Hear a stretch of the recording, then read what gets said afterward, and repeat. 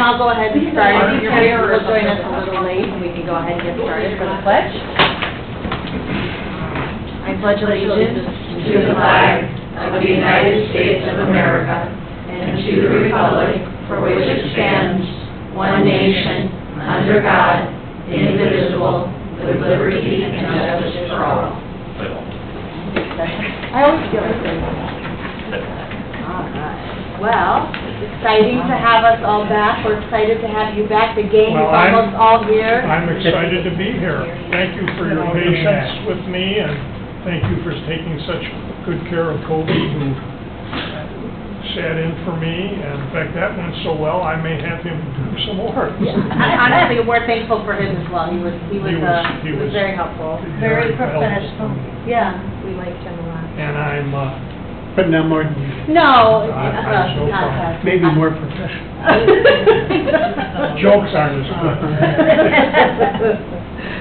All right.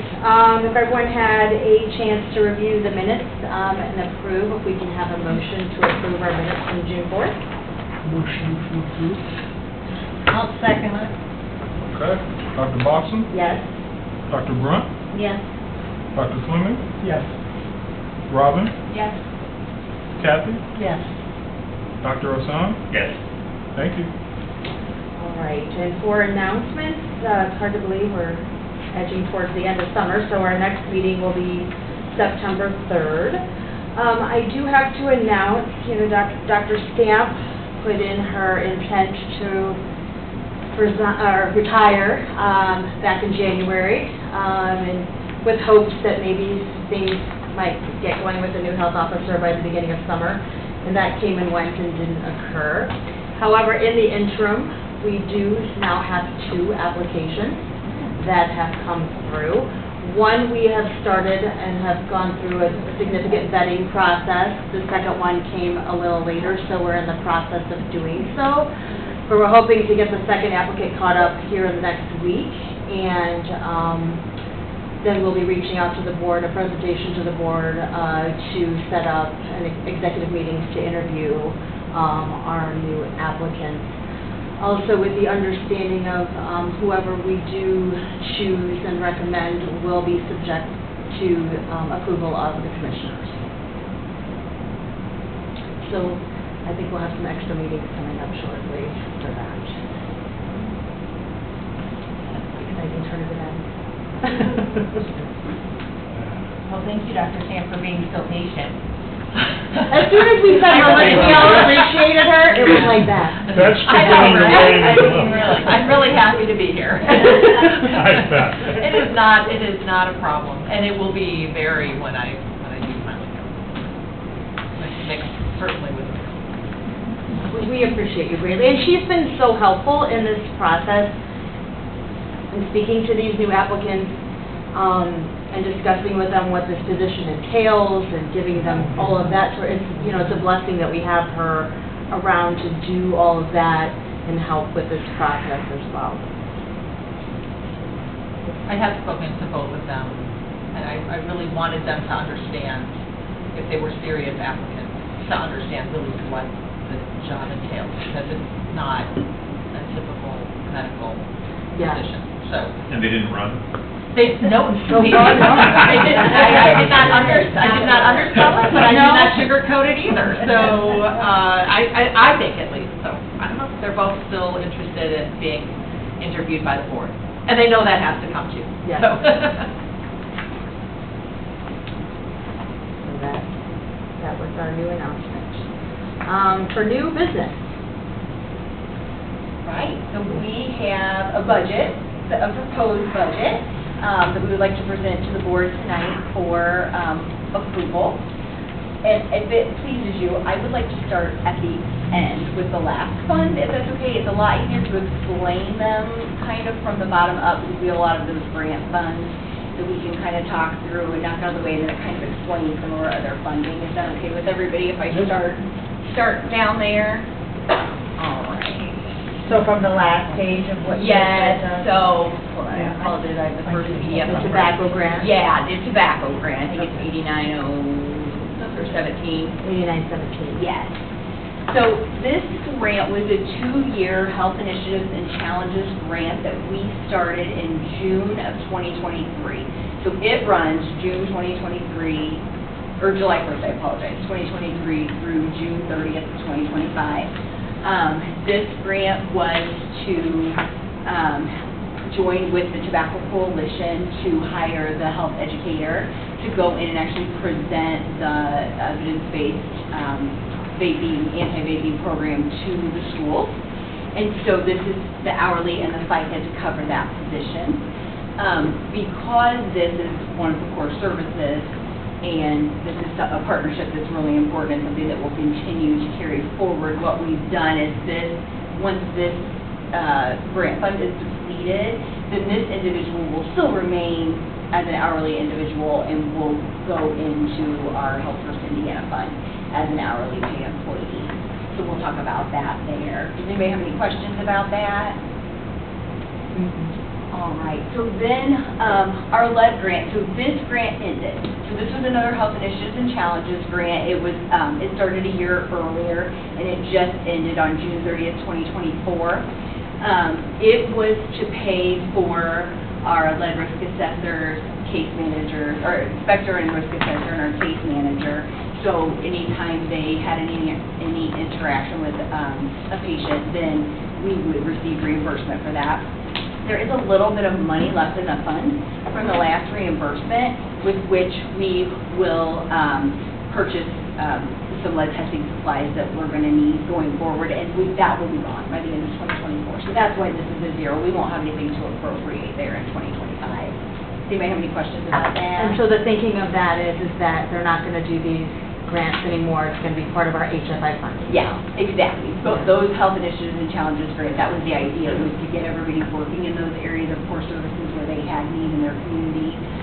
There were some others as well, and then to kind of, it was almost like the capacity building grant with asthma. Yes. They approached it a little bit differently. But I think it's important to delineate, because people think we're getting this huge windfall of money, but it is, in some places like this, just a replacement, really. We were getting this money, and this way we're no longer getting it that way anymore. And now we have to pour it out from our HFI funding, so that it, Yeah, so then once To the continue what we're supplies are already doing. purchased, then any further ones, yes, as Dr. Boxman said, will come out of our supply budget from HFI. And then are there also hourly employees?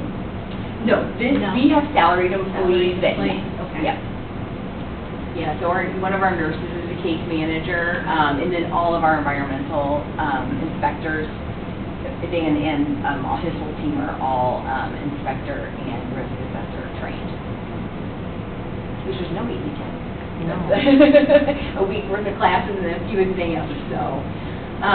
So this was our school liaison grant fund, and so this is where the salary from the school liaison will come from. So this is simply the salary and the benefits for that school liaison position. And a little update on that, we did post that position.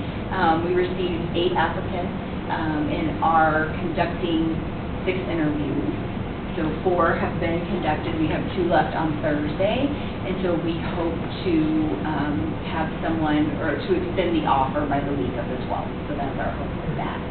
And this is, like I said, their salary and benefits out of this fund. I just rolled the wrong way, I apologize.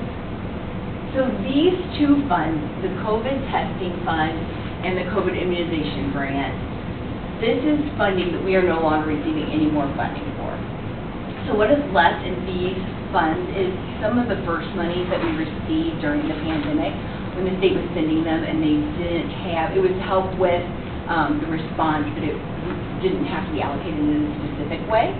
And so what we have left in these funds, we have appropriated for next year, we're proposing under contractual services, and we were able to get approval to use that money for the expansion and remodel of the clinic room. So you'll remember when the VAV situation came up, we kind of had to put things on hold because we had a funding shortage. Yeah. So we are actually able to use this money in that way, and so that's how we have it appropriated.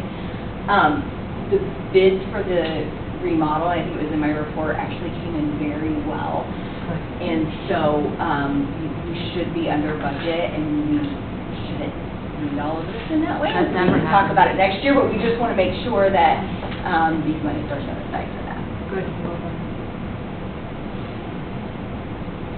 So this is our immunization grant, and we did actually expect the immunization grant to decrease with Health First Indiana, but we actually got an increase in our immunization grant for this year. So you'll see the budget for 2024 and what we will be receiving, our award for 2025 that we accepted. And so we are able to pay 3 part-time nurses and 1 clerical for our clinic days out of this fund.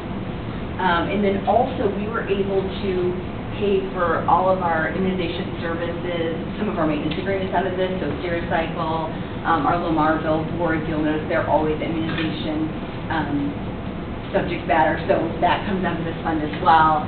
Cure and D, which is our EMR, and PERMAR out of that as well, which is our alarm system on our storage equipment. Yes? I want to ask Linda and Chris, the last year I've seen a dynamic change in insurance coverage for not only childhood, but regular vaccines, where oftentimes they're being directed to go to the pharmacy, or because of this, we're running out of stock, or just not carrying it because it expired. So I've noticed, I've been advising more to go to the Porter County, but you may want to keep that in mind, because if this trend continues, then people aren't able to get it at the pharmacy they may be seeking. So I would just keep that in mind if you two have noticed a little bit of that. You see what I mean? I've just been surprised at times, well, the insurance won't cover it, send them to the pharmacy. Because especially for Medicare, right? It's kind of like something that they get that a Part D will cover it, but Yeah. not an office visit, so if they bill Yeah. through Part D, Yeah. if we write This an is order. mostly for like Shingrix Yes. Shingrix. Yes. and for the new Pneumonia.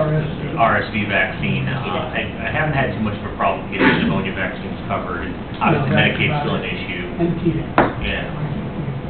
Yeah. TDAP is another one, you're right. Most days, Yeah. depending on the insurance that's moved to the county name. So just a thought, keeping that, it'll be nice to have the budget. And some of the pharmacies don't even have some of the medicines stocked. Right. They don't. And not to mention, they want to charge you a fee to see the patient on top of the getting the vaccine, which the health department does not do. No. Right. So I advise people to go here before going there, because then they don't get charged the visit fee. And you can't waive that, even if you're just going for a vaccine, you automatically have to pay. FYI. Expensive. So, thank you. I think they do only 12 and up or 11 and up, right? Some started doing more during COVID, but I don't know if that's Most do not. not anymore, yeah. Does anybody have, so everything that we pay out of this fund obviously has to do with immunization clinics. These are all things that we do in the clinic. The 8119 is our bioterrorism response grant. That is the public health emergency preparedness grant. So this is all in contractual. This is where John and Jeff's contracts are paid out of. And typically, trainings that they go to and things like that they'll pay for, and some things out there that are related to their deliverables. So 4113, we had some donations that we received for sponsorship for the health fair, and so now we have to appropriate that so that we can spend it for next year's health fair. So that's what this is, and we basically just, of course, we appropriated it in the way that, and they were sponsors this year, and we were able to purchase that out of 1161, so now we have it appropriated in the manner in which they donated it, so that we can use it for next year's fair. Oh, that's good. I apologize. Okay, so this 1206 and the fund above it, 1168, those are our legacy funds. So that was used to, we received $136,000 total from IDOH, and that was in these 2 funds. So one of them was the maintenance fund, and the other was the tobacco, money from the tobacco settlement years ago. So those monies, we have carried forward appropriations. This is what is left in each of those funds. We actually, the state would like us to use this money first. So they would like it to get down to 0. We tried this year, but this year we appropriated it in the same way that we always have, and that was difficult to spend down to 0. So we realized that for this next year, what we need to do is put each of them in one line item so that we can use it, because then if we get to an APV where there's only $38 left, we can pay $38 out of this fund and then move to 1161. So for 1206, we chose medical essential supplies, and then for 1168, we chose to start our hourly personnel there and then move them. So hourly personnel, aside from our part-time nurses when they're working clinic, will start in this fund, and then they will move into 1161. Does anybody have any questions about those? So then we get into Health First Indiana. And I really apologize, so I'm going to scroll up to the top of it so we can work down. So the first big chunk is the salaries, the hourly, and then all the benefits for those people that come out of there. So you will see that we did move the nurses, with the exception of Jess, over into this fund. So the reason for doing that is we did need to move some salary personnel over because our levy fund, so our 1159, which is our health department general fund, is where all of our salaries for our new personnel come from. So that is the tax levy fund plus our revenue comes into there too, so the tax levy plus revenue.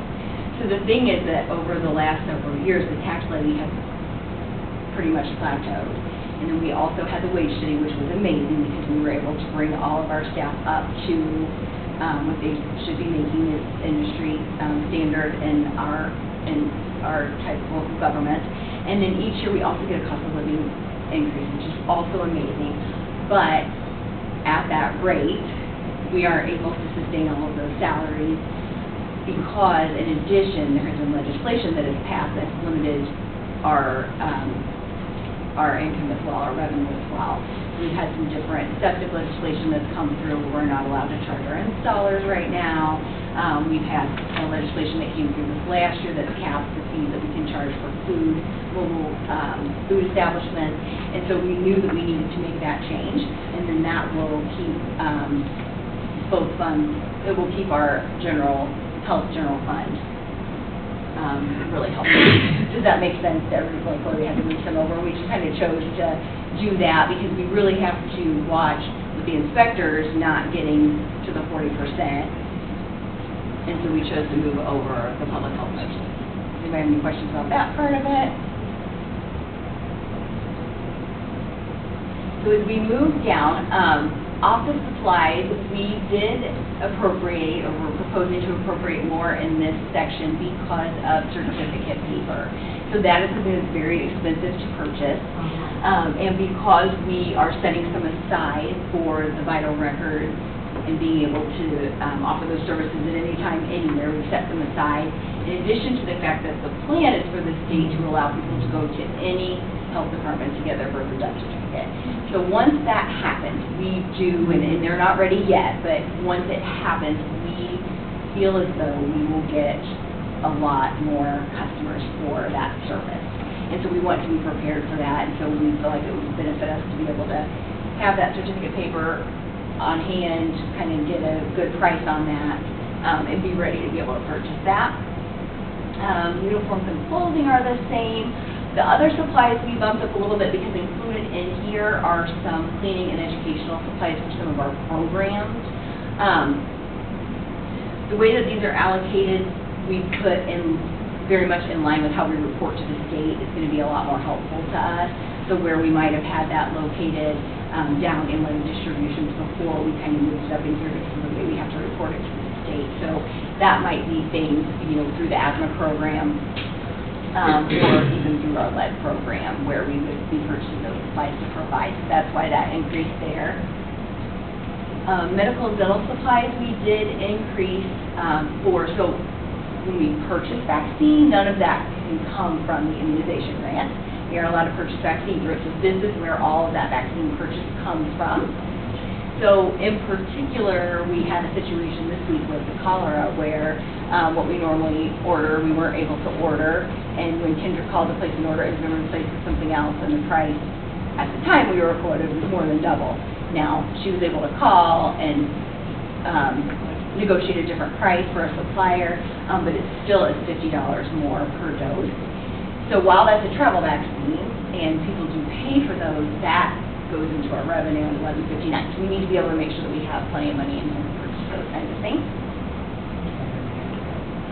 Shop supplies, those are foods and environmental supplies. Legal's the same. Travel and our, not training and ed, but let's just leave the travel for the training and ed. This was moved from one of the legacy funds. So that's why you see that increase here. The $12,000 was moved from one of the legacy funds where we used to have it. In telephone, this is covering the hot spots for the emergency preparedness, and then the others are in 1159, and I'll show you that. Talk to me about the malpractice insurance. Okay, so we wanted to set some money aside for malpractice insurance, and unfortunately, we weren't sure how Yeah. much to do, and so, to be perfectly honest, Chris and I Googled it. And I don't know that that's anything anywhere near, but that's kind of what we saw for public health department and physician malpractice. And then we also added that plus some money for vaccine loss.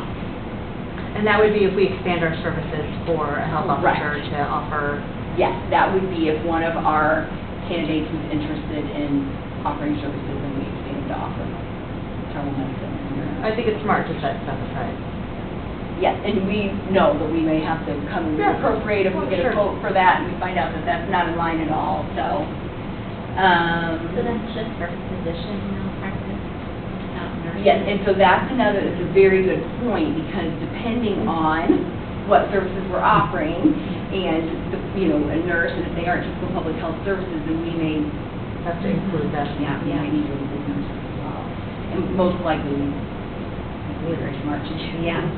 So, Like, the price will probably be 2 to 3 times. At least, Yeah. depending on the nurse. Yeah. If we add the nurses on. and, yeah. But again, this will all be But like you don't know. newly developed, Yeah. so. Absolutely. We wanted to make sure that the line item was there to I agree. reappropriate into. Yeah. So, our maintenance agreements have gone down in this fund because we were able to put a lot of those into the immunization agreement, because a lot of those are immunization-related maintenance agreements, and those are for some of those software programs that we have agreements through. So we, as far as our other rentals, that covers our health fair and the rental of that pavilion. We also are thinking, we have a date for next year's health fair. We were also talking about doing some smaller satellite fairs. We had talked about moving it around.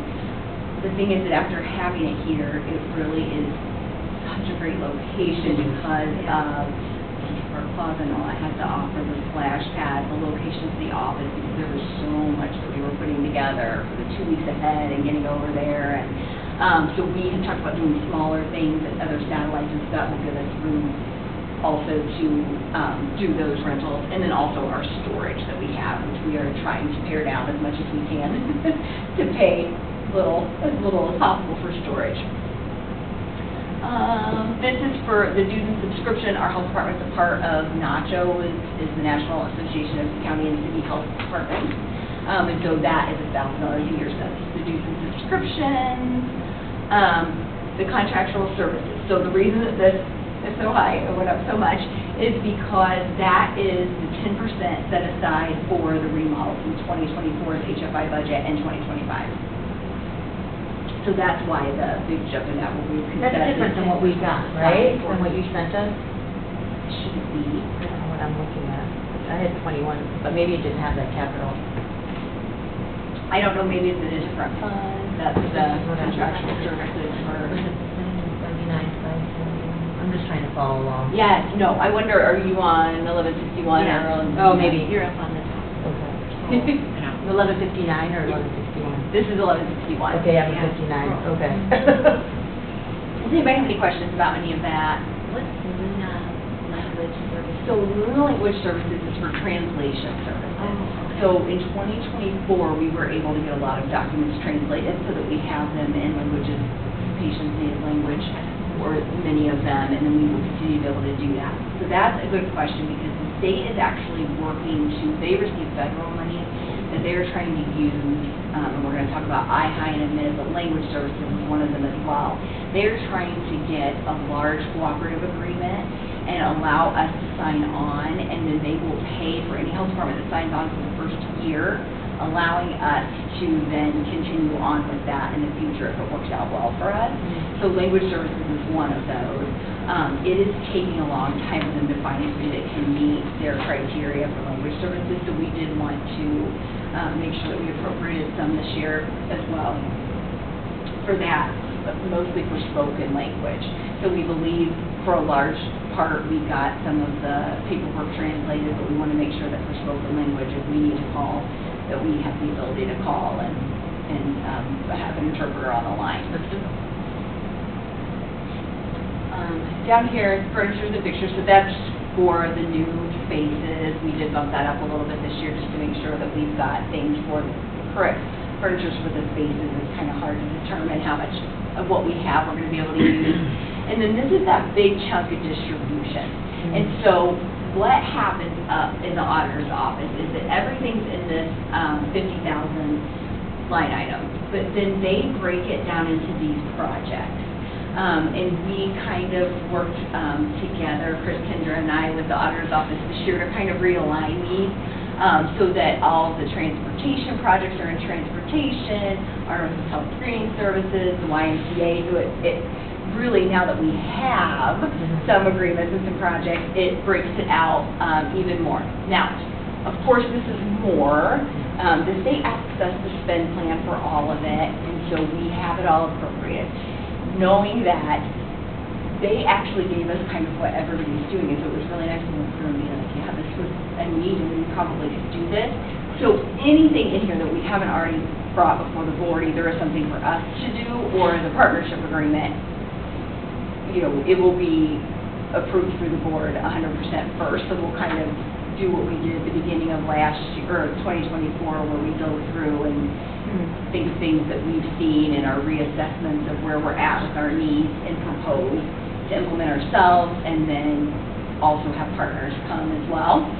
And so any of those things, if you see something on here you've never heard of, you know, it will all definitely come before the board, but we did go ahead and put things into these different categories. So if you have questions about any of them, please stop me. The bicycle program has been renewed? So it was, that is not something that we had on an agreement. So right now, we still get applications, and so things are going well. We will have Carrie, where are we on bicycles? 27 that's been given out, and I have 4 more applications on there.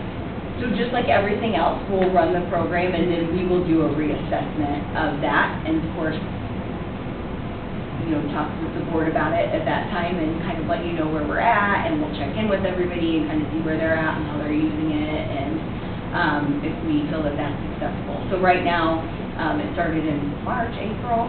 I got the 3 applications at the end of March. You said like people. Yeah, so. 27 so We'll far? see where it's at. Oh, solid. You said 27 so far? Yeah, and then that way we can kind of see where it's at, and if it's not something that we feel has worked, you know, to provide transportation for those who need it to get around town, then we can look at doing that. So as far as appropriation for, I believe, official appropriations, these kinds of things we can move within these funds. So the distribution line is the appropriation, and we can move it within the program.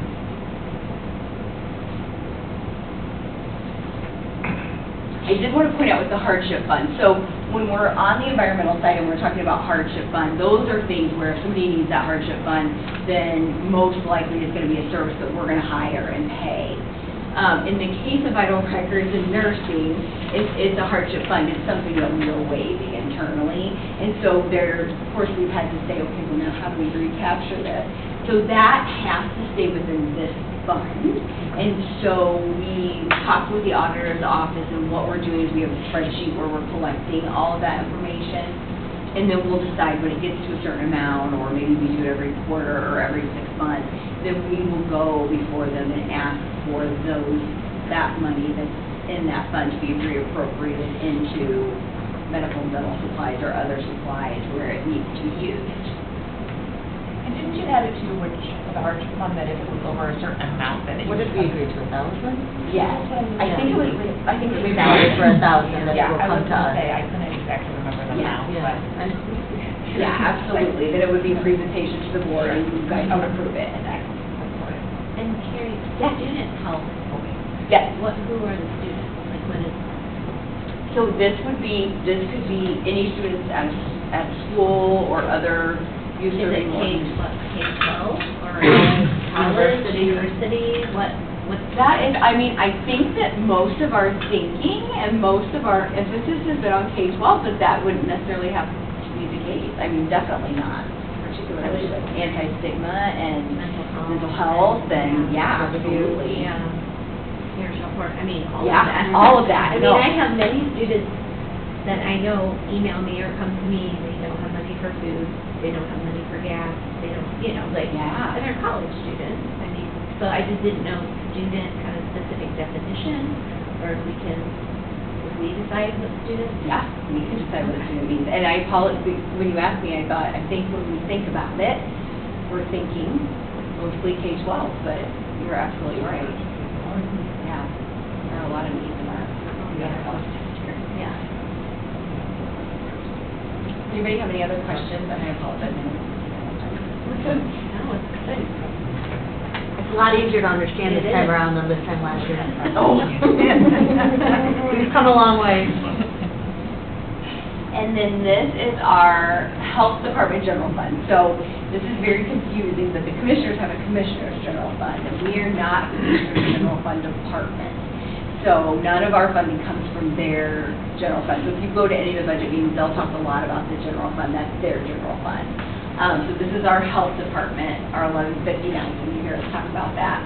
So this is where our portion of the tax levy, which is like a fraction of every cent of the tax levy, goes into. All of our revenue goes into here, so all the receipts we write go to the general fund. And so this is the remaining salaries, hourly, and benefits there.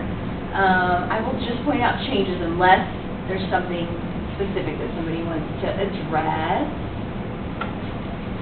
I really don't, other than salaries, we don't have any other changes. Does anybody have any questions? Why did it drop so significantly? This amount? So actually, I'm actually gonna broaden it a little bit, Yeah. because I noticed a lot of the line items for '24 were actually higher, a lot higher in some cases than they were for '25. Outside of the funds that were ending, there was Right. still, like this one, for example, we're talking close to, almost, $750,000 lower than '24. Yes, so the reason for that is those were those salaries that we moved out of there and moved into 1161. Yeah, so when you take our levy and revenue into 1159 every year, last year it was 1.9 million. So the levy had done a downward and it had kind of rebounded and so our COVID, the funds that we received during COVID are actually what had us doing okay. That's where you in see how health And most of versus those Indiana. moved into Yeah. 1161. Yeah, so that's why we had to move those salaries. The council actually sets the percentage of tax, Porter County income tax that the health fund receives. And that has been, the percentage has been decreasing every year. And the county, now with Health First Indiana, has an obligation to a minimum amount, but they can keep the downward trend of the levy until it hits that minimum amount. So that's why the number for 2025 is lower, right? I think it will probably go down again, but I think we're about at that minimum. I haven't crunched the numbers to see exactly where that's been this year. Projection, 1.5, but we don't really know until budget time, so.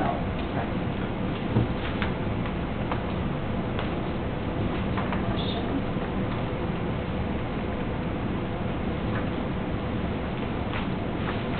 So when we approve that today, is that going to the, when is that going to the commission? When is So they haven't set the budget hearings yet. I will, so the day, and when do you have to submit this to the state?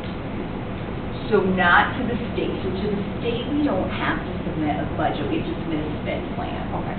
Because I know last year it was like with the Yes. health reverse, Yes. the whole thing was a little. No, You're and right. they did, I mean, they asked for our spend plan earlier, so the spend plan was actually due to the state by July 1st. Oh, okay. This was actually due to the auditor's office by July 1st as well, and we found out about it the afternoon of our last meeting, so we were, Oh.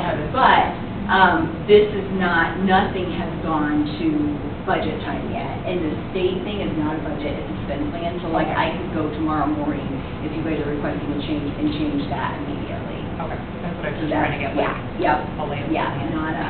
And the state only receives the spend plan for the HFI, for Yeah. the 1160 Yes, one. yes. They don't receive our entire Right, budget. right. That makes sense. Yeah, the grant funds and the legacy funding, which we report out on, but, Okay. yeah, you know. Sorry, what's the training and education, 20,000 moved from? So that was, so our training and education money was in one of those legacy funds, 1168, they got Okay. moved over into the general fund. And that is for, any continuing education and training that we do. So the nurse, well, the Public Health Nurses Conference comes out of the immunization grant, but, Food and Environmental attend Environmental Health Association conferences, any trainings that, like the lead trainings that, the environmental staff had to attend, and other continuing ed. And the council in the past, the county council has made it clear that they would, that training and education is a reinforcement, it's a reward vehicle, that the incentive that the health department can use for its employees. So we want to make sure that that remains kind of robust and available.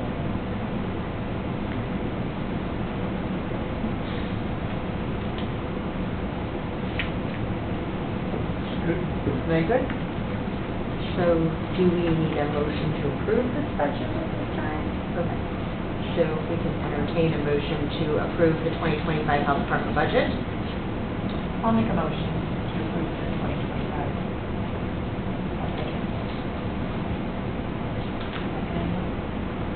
I'll second.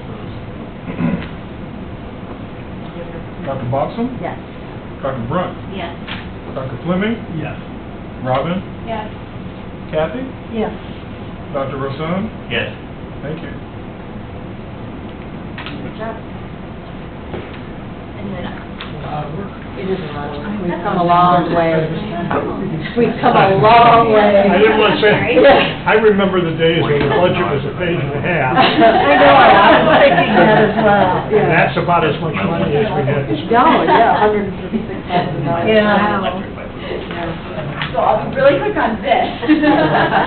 So, the Indiana Health Information Exchange is one of those cooperative agreements that the state is offering to enter into, and allow health departments to have affiliation agreements, and they will pay for the first year, so they'll pay for implementation in the very first year, and then if we find it useful, we can continue on with our own contract, or paying for our own contract following that. So, the Indiana Health Information Exchange is information that hospitals put into, providers put into a database, and then we would be able to utilize that information during our epidemiology investigations, if we are Fetal working with mortality. cases.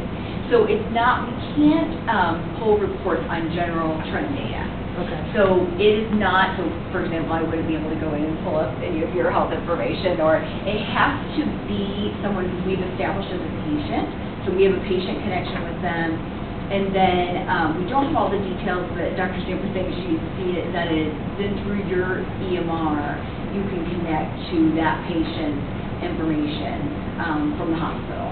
And so, for example, you know, if Rachel is treating somebody with TB and they happen to be in the hospital and we're waiting for test results to come back, or we need to see, you know, the treatment got there, when they received their treatments, and where they're at to go home, and things like that. It would help us be able to pull that information. You guys can probably explain a lot better. But it would not be like data and trend gathering to be But able to if we had use a for- fetal demise, then could we see like the mom's data when she was in the hospital delivering and things like that? No. No? Yeah, I was gonna say, you So- don't Like believe the so. Right. labor history or any of Only that? if they are established with us. Okay. So I don't know if you've used anything like this. You two might have, if you, for instance, through Porter Cerner is our Yes. EHR, and if you are seeing a patient and have the EHR pulled up, you can link into this health information system and see other places that also have this health information system. It shares the data, so you can see it. So maybe they were seen in the ER in Franciscan, Michigan City. You can see what was done there, because they're part of that same group. So this is more helpful. We see it for being helpful for TB case management, and then also for other epidemiology type issues if people have been seen in multiple areas or just don't know their history or whatever. We can then access information about them if needed. And what other providers in the area are most part of this already? Yes. Are they? Yeah, Okay. they actually sent, because that was one of the questions, Right, right? because I mean, Not all what's the people would- usefulness of it Yeah, if no one yeah. else is on there, right? Like, if you're not Yes. exchanging information with anyone you need, you know, then. Yeah, so they actually send a spreadsheet, and then you can look And then you up, can see, yeah, you like, can sort it by your yeah. county or, yeah. Okay. So, the hospital groups in our area are on They're there, all so, there. yeah. That was the very first thing I said, I Yeah. heard about it, I'm like, well, how do we know? What's the utility Because of there are something if some it's not- counties that actually have been, like, joined Yeah. last year and have been members. Already, yes, I remember Yeah. talking about one before. Yeah. So like Lake County hospitals? I would have to go through the list and see, but I am Do you have, assuming because. do you have the map at the bottom of the? Yes. Oh, yeah, I have a whole It's chart. pretty, So- Yeah, you- it's pretty pretty well. enough, I have. Yeah, it's Oh, pretty yeah. extensive. Yeah, Oh, yeah. uh-huh. Those providers that are involved in this already, so. Wow. Yeah. And can you see cross-state, or is it only Indiana? It's only Indiana.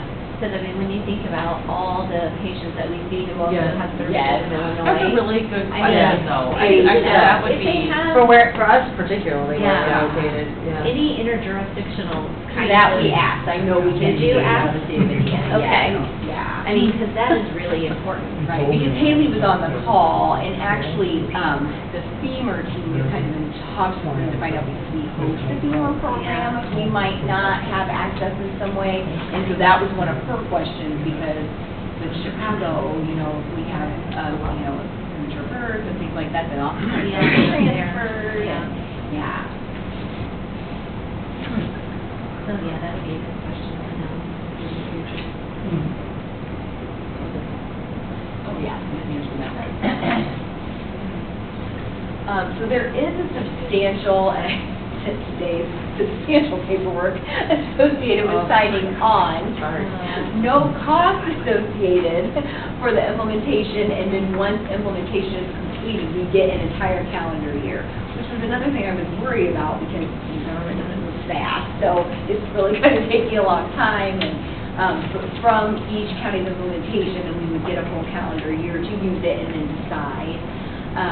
And so I guess what we'd be asking for is just if the board would feel comfortable, if Jay is comfortable with the many pages of their,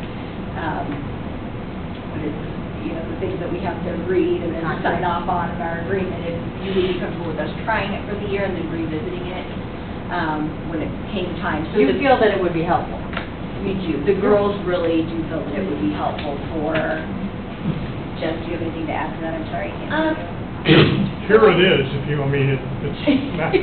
Terms and conditions, there's a 40, page terms and Do we conditions. have a schedule? So any approval of our participation in it, I would ask be conditioned upon my Yeah, completing 100%. And I would the also ask review of that. this and then implementing it. And if we don't think it's something we ought to be doing. Then we have an opt-out provision, which when you said that, I immediately looked, and yes, we do have an opt-out position. But Jeff was gonna say, what is the utility to you all? So we have, for instance, today, we had 12 new cases come across of such, for any reportable disease, so hepatitis C, all the way to cancer. So we are trying to contact all these people, and if they don't answer the phone number provided, we don't know where they are, where it started, anything. So we get like, they had an ED visit, and that's it. We don't know if they're in the hospital or not. So then we have to call the hospital, then we have to wait to get a hold of the IP who calls us back. So, and we just had, 12 cases today, but that would cut so much time. And, yeah. So we still call them and provide education and stuff, but it'd be better to track if, we found them, and then be able to look up cases like, okay, we had 2 group A straps from this long-term care facility because we can see they came from a long-term care facility. So I think it would be very beneficial. Multiple levels. What is the cost? Yeah. for you? Yeah, so it would be for us, they implement, they pay for the first year, and then if we wanted to go Yeah. forward beyond that, it would be $1,200 a year. Oh. That's doable. I didn't want to be like, this I is know, awesome, like and then they tell us, $20,000. yeah, $70,000 to keep this going. Once they get you hooked. they Yes, gotta keep it. exactly. Yeah. Yeah. Do we have to have a motion then if we will wait for Dave to review? Okay. You want a motion? But I would like, you consider a motion under which the board agrees to participate in this 1-year trial run conditioned upon my completion of the legal review of the program. So then will that be revisited next meeting? I'm sorry? Will that be revisited next meeting for a vote? I would think that unless you're discomforted by that kind of delegation, we can do it all right now. I guess you can always let us know if there's an issue, Yeah. right? Correct. You're- Okay. The motion would be to participate in this program. The only condition to that being your lawyer have an opportunity to complete the review of it. And I will propose that motion to participate in And this. see the numbers too, the numbers as well, because we have the information, but she said 1,200, but what's the numbers? The numbers of, Like The the cost? oh, Provision on the cost as well, the breakdown of the cost. Well, the first year, there's no, yes. There's no cost the first year, okay. Yeah. Before we re-up it, we what should. you're yeah. doing tonight is for that 1 year of The 1 free year, ride. just try it. Okay. Once that's over with, we We can evaluate the reevaluate. wisdom of participation, and then we look at cost. At this point, we have no reason to think the cost would be significantly different for the second year. Correct, yeah. I will propose that we make a motion to move forward with a agreement with the Indiana Health Information Exchange pending our attorney review of the terms and conditions. I'll second. All right, Dr. Botson says yes. Dr. Brunt? Yes. Dr. Fleming? Yes. Robin? Yes. Kathy? Yes. Dr. Hassan? Yes. Thank you, everyone. Thank you, Carrie. Lots of support.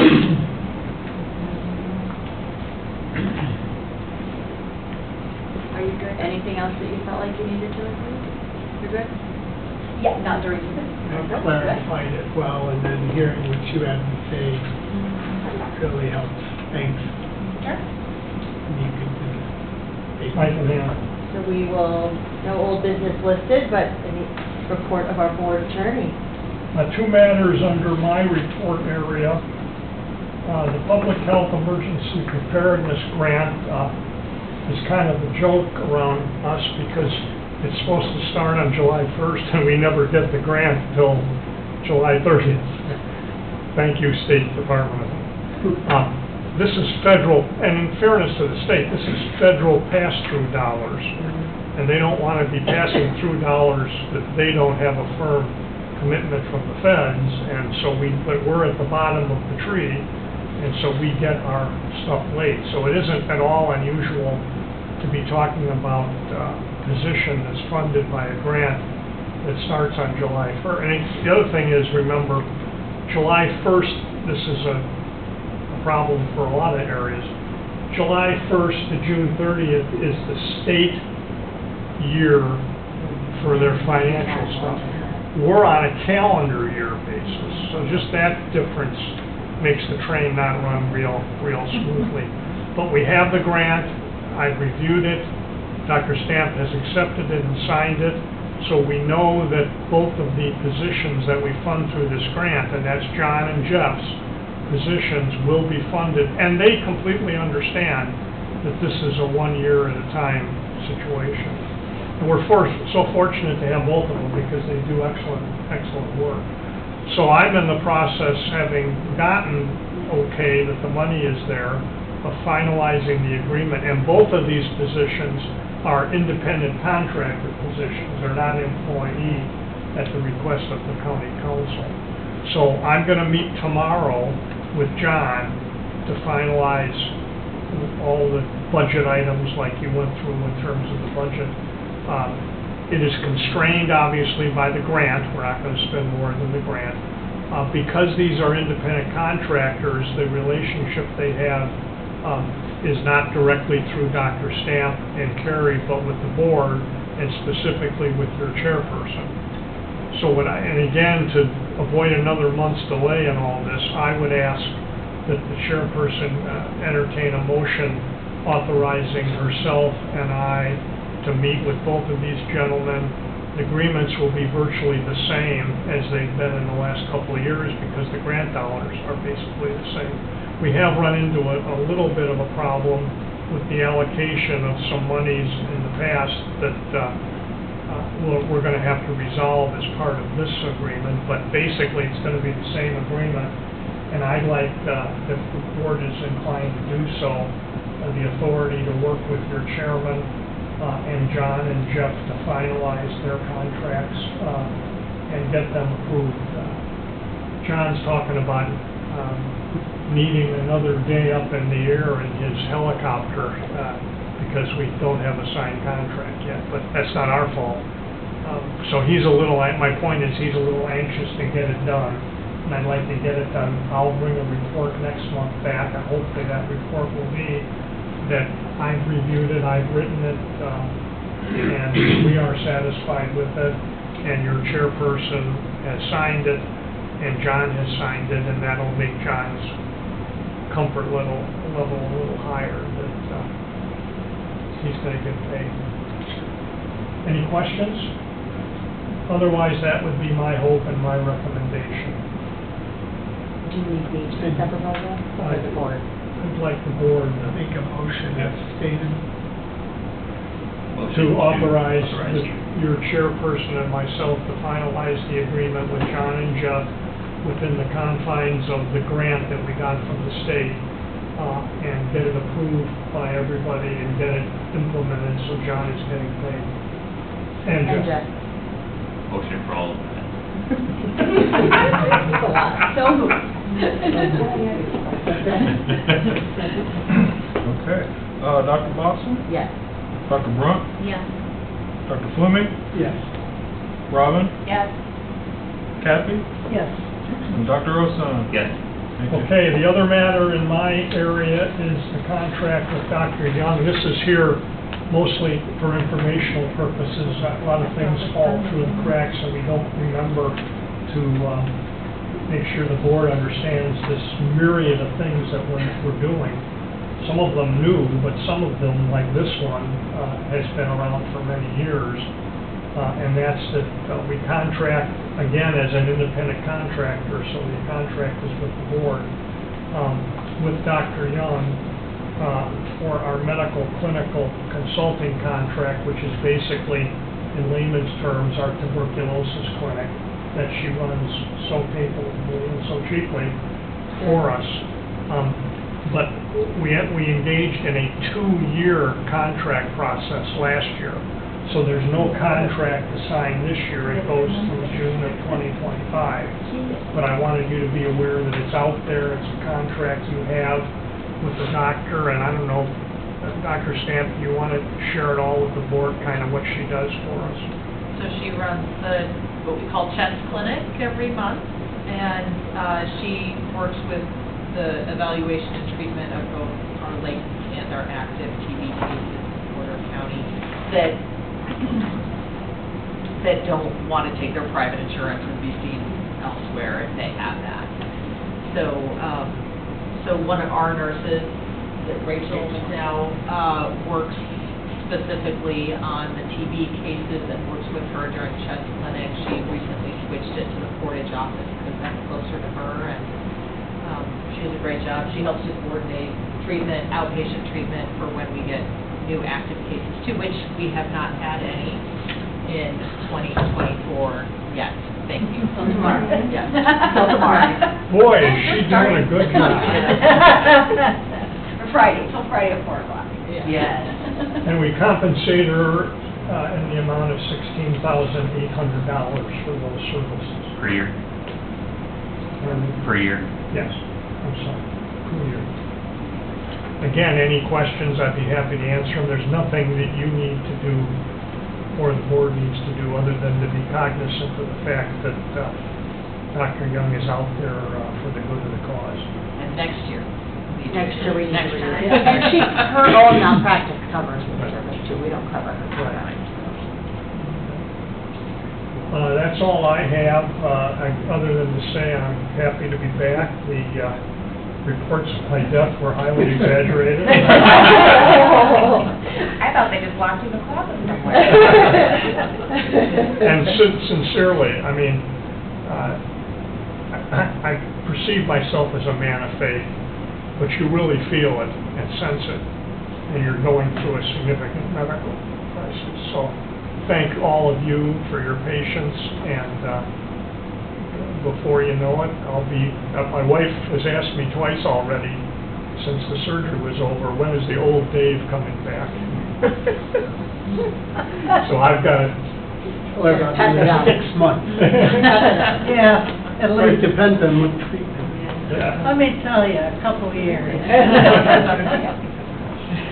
That's all I have, Madam. Thank you, thank you. And we have the claims and receipts passed over. So can we have a motion to approve our claims and receipts?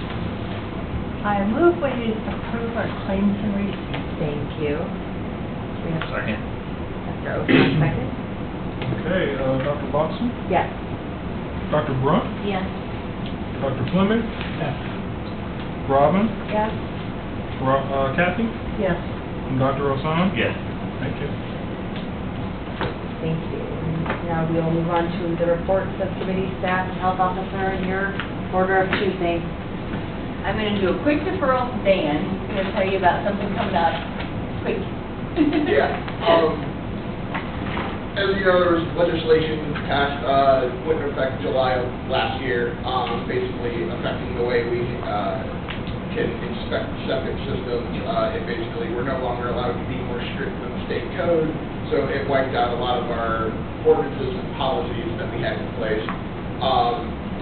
After many rewrites, because of different drafts from the state as they work through this process, I've submitted a draft of an ordinance to Alice Quinn with Indiana's Department of Health to kind of review and see if it's going to pass the TRP that it has to pass eventually after it gets approved locally by the health board and the commissioners.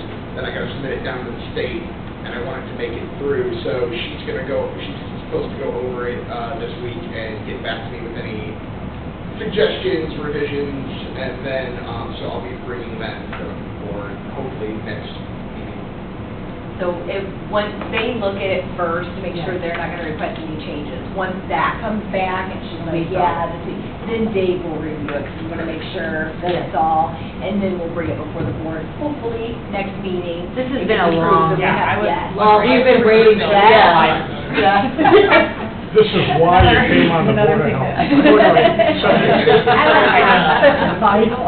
It's a draft, and they're like, okay, fill this out and modify it the way you want. And then like a month later, here's a different draft, don't use the old one, so I can rewrite it again. Oh, great. And then, like, here's a different draft, so I can rewrite it again. So we will hold our breath. So, We're hopeful. Hopefully when I see it. Thank you. Yeah. Yes. Well, we're supposed to start approving them last October. Yes, I They remember approved the that. first ordinance for the county in like May of this year. Yeah, and So, now they're. It's been a now long they're- process. We Now they're appreciate kind of your cranking them out, attention to so. it, this whole time. It will also most likely, trigger a change in our fee ordinance as well, so we'll probably tackle that all at the same time. But once this gets through there and we go to meet with Right. Dave, then we'll talk about that. Maybe some of the fee legislation might change that too, because we're kind of do all that at once, so. Just wanted you to be updated, because I know it's been a lot. Thank you. I know you've been working really hard on that. Did anybody else have anything from committee? I will not take up much of your time, because I know that we have 2 new reports this month, so Carrie had given her care coordinator Yeah. report, and Chris did the partner program report. We did present to the commissioners today on our Health First Indiana update. There were just a couple of things that were on that report that I realized afterwards when I was taking those 2 reports and putting them together, I wanted to bring to your attention in addition. We do sharps disposal here, and I believe we are the only place that collects them for the public. And we also do safe medication disposal. So since January, we've collected 87 containers of sharps. That's So huge. that's pretty good. Gee. And 160 medications for safe disposal. Very good. So I wanted to let everybody know that, because I think that's pretty big.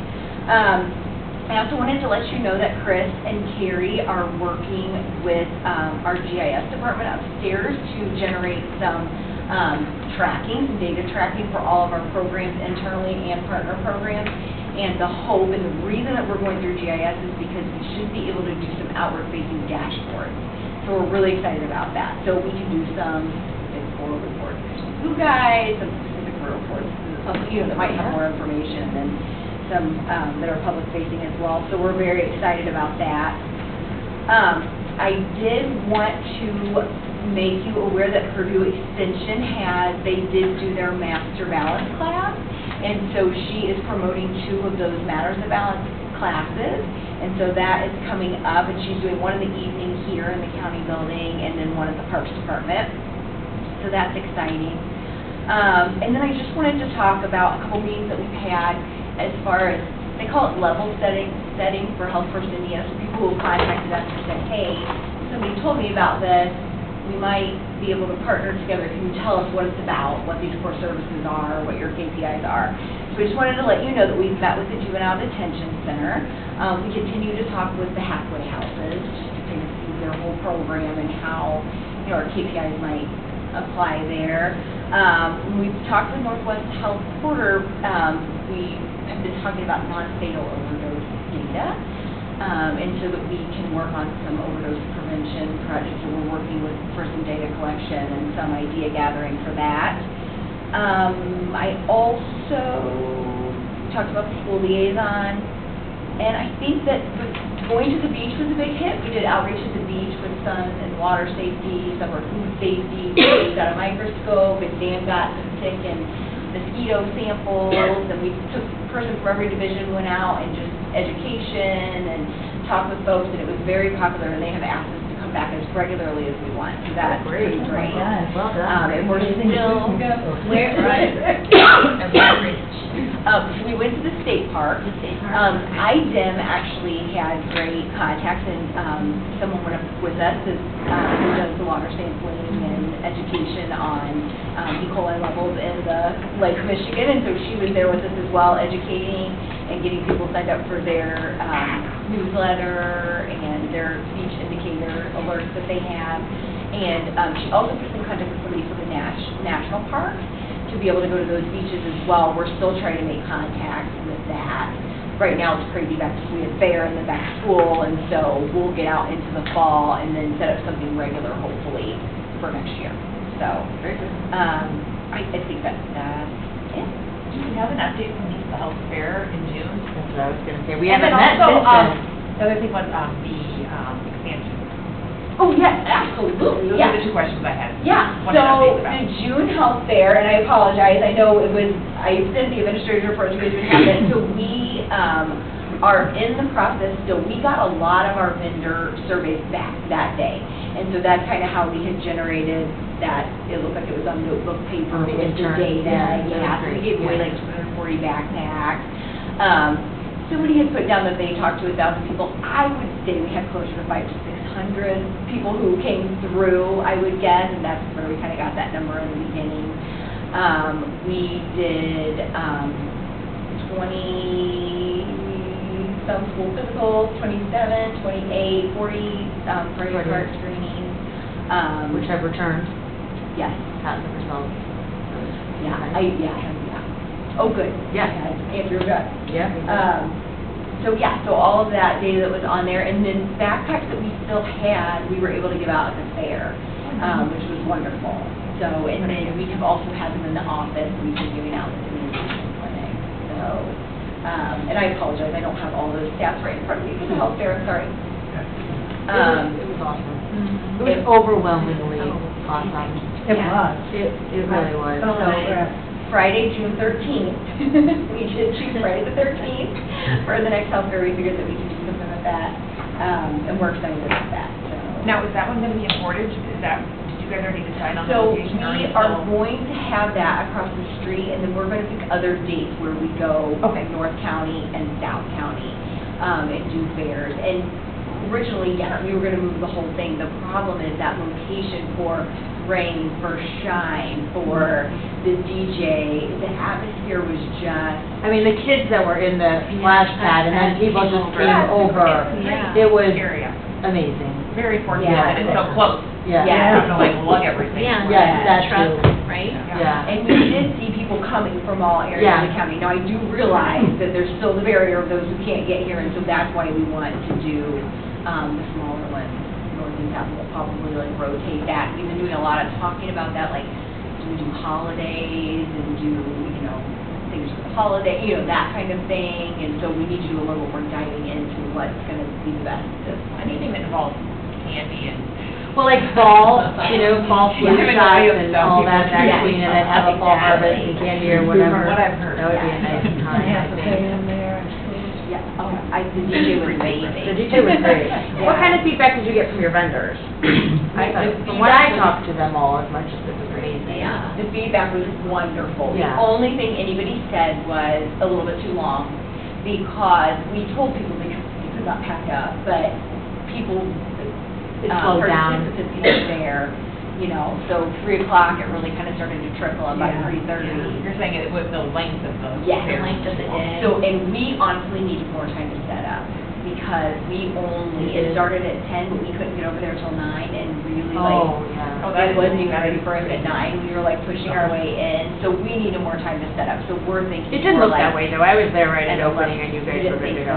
No. It felt that way. How about noon to 5 or something? Yeah. We were talking more, because the others, so people didn't enjoy the late time, they actually liked the earlier. We Earlier. were actually talking like 11 to At about 3, it kind of, other than the haircuts, Yeah, those went from beginning to end. They did. The haircut was huge. And the thing about that is that it was huge for the people who received their haircuts. Yes. It was huge for those students. Yes. Because they needed those hours. Oh, Yes. a lot of experience. Yeah. Yeah.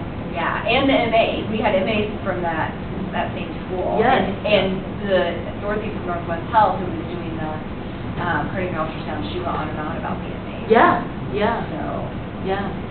It was really, really And good. by the way, they are very excited. We have another Zach Mago coming up at Morgan Township, and contacted them, and they are. Yeah, that's a great opportunity for them, learning EKGs and echoes. And I have to say, those echo techs were my son got one, and so I was just in the room, and they were teaching those MAs. It was just really cool. Yeah, a great experience, Brought a so- lot of people together. Yes, a lot of partners working together. You didn't check mine, make sure you did. He didn't meet the age criteria. And then the expansion started today. They started in the old voters registration area today. So if you go down the elevator to the dock is all shut off. They have all the temporary entrance and the barrier up for the construction. So we won't be able to see it until it's done, which I don't know. I still have mixed feelings about that. I'm a little disappointed. I know, I like Really? walked everybody's view from. It's kind of like, it's fun to watch the progress. Yeah, exactly. I'll look in the portal maybe. Need a little- But they are projected to be done, so that's phase one, and that is supposed to be done mid to end October. And then they will move veterans and foreigners, and then we will move, and they will start in our area close to the end of October, beginning of November as possible. Do you think we can get a tour when it's finished? Oh, well, what? Do you think we can get a tour when it's finished? 100%, absolutely. No, I don't want to. Only from 3 to 4. Right, like during, Like the mobile. If they don't lock me out, we can even look at progress. Yeah. So, yes, very exciting. Thank you all for your support. Yeah, it's been a process, I know, for you. Good, very good. Thank you. okay, now I know a couple people have to go pretty quick, so Oh, I yeah. just have, Lisa, our vital statistics wizard, put together first half of the year data for us. And there were a couple of things I wanted to go over, because if you look at it, you kind of go, this doesn't seem quite right. So if on ours, what we received in email, it shows it doesn't have the full second quarter in this upper main, this upper left graph where it shows the 4 main causes of death. So that looks off. This is how it's supposed to be represented. It has all the months of the second quarter in it, and it really is pretty consistent. It's not like it's any more in the second quarter, any less in the first quarter, so to speak. So then the total number of deaths per year in the first 2 quarters has really been pretty consistent also. What I wanted to discuss are these bottom two. It looks like we've had a horrible year for suicide and accidents. However, at the end of last year, so in previous years, when we've done it on paper, we have always finished the year with the coroner pending year-to-date numbers never being not pending anymore, never being reintroduced into what the actual cause of death was. They're never incorporated into So- those totals. Right. Okay. So this is the first year that Lisa's doing that. She's going back every time the coroner is finished with the case, she's going back and she's accounting that into our cause of death data. And so if you can imagine, most of those are going to be accidents, suicides, and overdoses. Well, accidents are drug-related, accidents and suicide. So that is why 2024 looks so different on these. So you really can't count the trend on these bottom two graphs. This is not, we're talking apples and, I don't know, Granny Smiths or something. It's not quite, it doesn't quite fit. The last year, we ended the year with 41 extra pending cases. So, right, so those just kind of went into the nether and never got incorporated into a cause of death. So if you look at them, we're actually right about 20 if you look at the both the suicide and the accidents, the extra deaths there are really right about 20. So I think we're going to come out even, Yeah. but we won't see that until next year or the year after or whatever. So there'll be a blip downwards next year then? That's the hope, Okay. or at least a level. I think it'll level, because Right, okay. we just are putting them It'd be now great if into a it flipped category. downward. Yeah. That would be wonderful, Yeah. but, yeah. we'll But see. is there, is this reported anywhere? I mean, is this caveat made? Should be I mean, it asked, really yes. needs to be known, so this is only being reported to us. To us, Okay, right. but like you said, this asterisk, like, we need to Yeah. say, any data, like, Yeah. here is really not comparative. in And the she same can sense. go Yeah. back probably without too much. She's pretty quick, and we probably could she probably could figure out where those go and redo these as well for us, like as she has time, like Oh, maybe for starting previous with years? 2023 and. That's a lot of Probably, work. Yeah, but I'm just saying, like, if Yeah. anybody without knowledge of that kind of data or Right, right. sees this, Yeah. I mean. No, we you were know, alarmed. Yeah, Yeah. you're alarmed, Yeah. because then, Yeah. without that caveat, now Yeah. it makes sense. Right, Yes. I looked at this and went, Exactly. wait, what's going Yeah, on here? I was like, Yeah. what happened to Right. suicide? Well, and I know, like, 'cause I saw the suicide, Awareness Task Force, Prevention Task Force, and we have the actual data, from like the actual total number from 23 and 22, and so this is just taken from that total of December. So if you can scroll down, there's just a couple more I wanted to make. Gender and age, and then the next one. So, so she broke out the year-to-date data by age range, which is really helpful, and it you can kind of see as you look at the higher age ranges, it really kind of flows like you'd expect it to as we're younger. It's a lot of the accidents, or and then as we get older, the cardiovascular fits in there a little more, neoplasms fit in there a little more, and then when we get to the really older ones, the elderly, we're looking at more of the mental health, the dementia. Me. No, I was pointing at Dr. Brunt. With the mental health and that trusty I'm off the picture chart. So, 39-year-old. Right. However, I did want her to break down the accidents in the very youngest age groups, 0 to 19 and 20 to 29. And so she did that for us this afternoon. I think it's the next one. I didn't scroll appropriately. That's also, I wanted to mention that one too, but we can go back to it.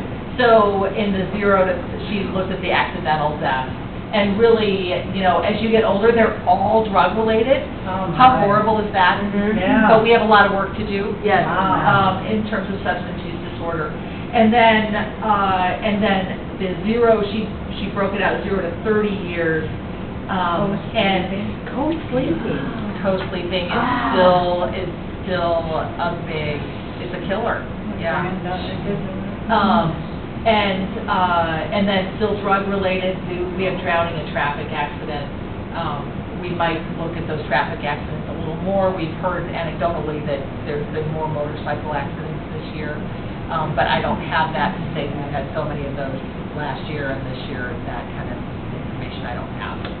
So if we can go back one. So this one was a little bit confusing to me when I first looked at it. She took each of the main, the most common causes of death, and then found out the percentage of the most common categories Which we asked there. for her So to do, yeah. when you look at it for neoplasms, the 32% of neoplasms have been respiratory and intrathoracic organs. So that's how that gets read. The circulatory, 47%, has been other forms of heart disease. That means heart failure and valvular heart disease, really heart failure. Mental disorders, 99% dementia. So that's how to read that chart. So. Females count 65%. Because we drive them nuts. So she's been doing really great work. If there's other stuff that you are interested, so this kind of gives me an idea as to what to look at a little bit more closely, what maybe we need to do Kind more. of pause and spend a little more time with the Correct. patient when things come up. Yeah, right. So I'm very thankful for her help. She's very thorough, making it look really pretty. That's all I have. Thank you. Thank you Thank for you. staying. Yeah. Thank you. Very nice. Thank you. Anyone else? Could I make an observation? You may. I was looking for some papers today and ran across the old sheet from July 2021, and there were 75 female deaths, and probably about the same male as the last month here. But I just thought it was interesting. It was during the COVID, and things were, I think we're better. Things are better. yeah, COVID deaths. definitely. Things are a lot better. It took the women more that month than it did the men, huh? It did. Summertime months. More exposure to it. Maybe Well, maybe it hit a nursing home. Sick kids That has more Yeah. women than men or something. Sick children. Or children. Yeah. Sick grandchildren. Yep. Yeah. Can we get an update on at the next meeting on the renovations? at the next meeting? Yeah. Postpone that to the next meeting. They're supposed to start on our section not until December, right? Yeah, they pushed it to November. They're hoping to start at the Okay. beginning of Uh-huh. November. Yeah. Because our phase 2 is actually our nursing and vital records side, and it's a lot more work. They're hoping to get in there earlier, so they're projecting to be done with the first phase earlier, and we said, we'll move. Yeah. So, I mean. So they're doing the front side of the office first because of the meeting room where we have to have early voting. They don't want to touch the early voting conference room. That makes sense. And then, because that conference room's going to get kind of moved forward to the hallway. So then they'll do that back part with the conference room last after the New Year's election. Plus, we need it for clinic rooms. Exactly. Well, they do the first part. Right, yeah, it needs something, space, somewhere. Yeah. Very exciting. Miscellaneous. Any public comment? I'm good. He said he went out for comment, I was like, So- okay. No. You will not. Your time is right. We have a motion to adjourn. I move we adjourn for Second. tonight. All in favor, stand up. Aye. Really? Thank you, guys. Thank you.